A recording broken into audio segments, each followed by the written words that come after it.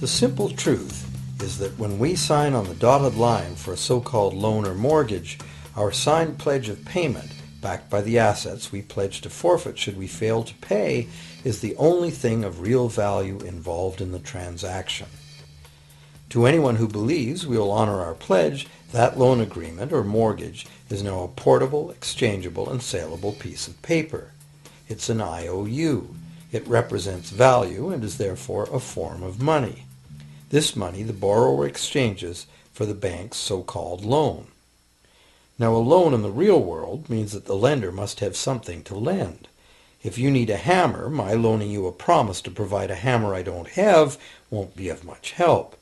But in the artificial world of money, a bank's promise to pay money it doesn't have is allowed to be passed off as money, and we accept it as such.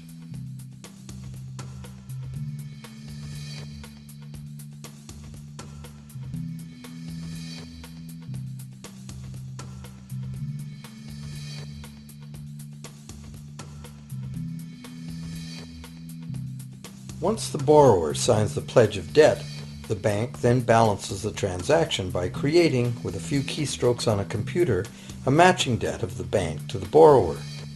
From the borrower's point of view, this becomes loan money in his or her account, and because the government allows this debt of the bank to the borrower to be converted to government fiat currency, everyone has to accept it as money. Again, the basic truth is very simple. Without the document the borrower signed, the banker would have nothing to lend. Have you ever wondered how everyone, governments, corporations, small businesses, families, can all be in debt at the same time and for such astronomical amounts? Have you ever questioned how there can be that much money out there to lend? Now you know. There isn't. Banks do not lend money. They simply create it from debt. And as debt is potentially unlimited, so is the supply of money. And as it turns out, the opposite situation is also true. Isn't it astounding that despite the incredible wealth of resources, innovation, and productivity that surrounds us, almost all of us, from governments to companies to individuals, are heavily in debt to bankers? If only people would stop and think, how can that be? How can it be that the people who actually produce all the real wealth in the world are in debt to those who merely lend out the money that represents the wealth? Even more amazing is that once we realize that money really is debt, we realize that if there was no debt, there'd be no money.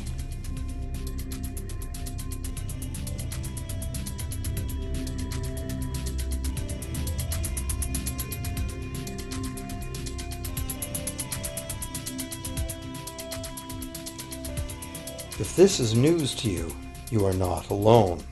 Most people imagine that if all debts were paid off, the state of the economy would improve. It's certainly true on an individual level.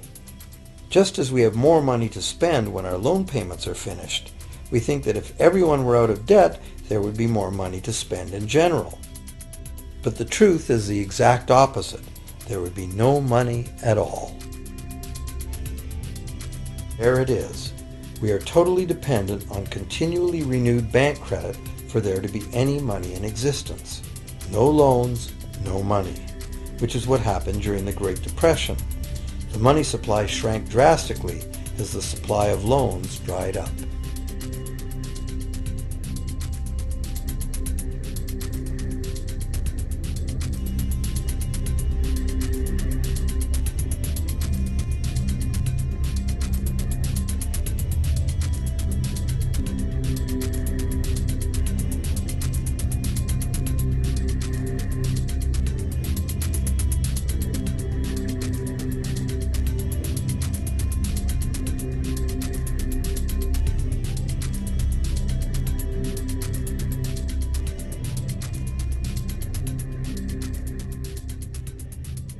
And that's not all. Banks create only the amount of the principal. They don't create the money to pay the interest. Where is that supposed to come from? The only place borrowers can go to obtain the money to pay interest is the general economy's overall money supply. But almost all that overall money supply has been created exactly the same way, as bank credit that has to be paid back with more than was created. So everywhere there are other borrowers in the same situation, frantically trying to obtain the money they need to pay back both principal and interest from a total money pool which contains only principal. It is clearly impossible for everyone to pay back the principal plus interest because the interest money doesn't exist. This can even be expressed by a simple mathematical formula. The big problem here is that for long-term loans such as mortgages and government debt, the total interest far exceeds the principal. So unless a lot of extra money is created to pay the interest, it means a very high proportion of foreclosures and a non-functioning economy. To maintain a functional society, the rate of foreclosure needs to be low. And so, to accomplish this, more and more new debt money has to be created to satisfy today's demands for money to service the previous debt. But of course, this just makes the total debt bigger, and that means more interest must ultimately be paid, resulting in an ever-escalating and inescapable spiral of mounting indebtedness.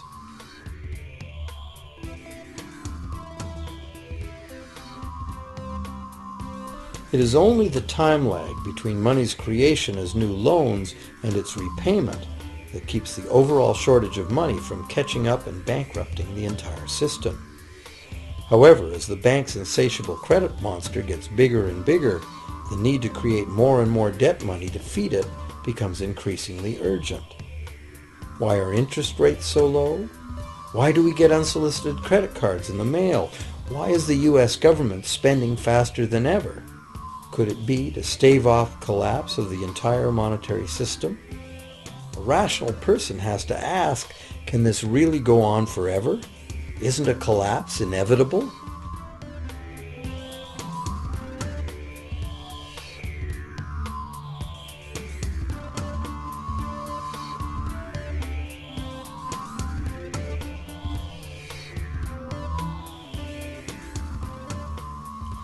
Money facilitates production and trade. As the money supply increases, money just becomes increasingly worthless unless the volume of production and trade in the real world grows by the same amount. Add to this the realization that when we hear that the economy is growing at 3% per year, it sounds like a constant rate, but it's not. This year's 3% represents more real goods and services than last year's 3% because it's 3% of the new total. Instead of a straight line, as is naturally visualized from the words, it is really an exponential curve getting steeper and steeper. The problem, of course, is that perpetual growth of the real economy requires perpetually escalating use of real-world resources and energy. More and more stuff has to go from natural resource to garbage every year, forever, just to keep this system from collapsing.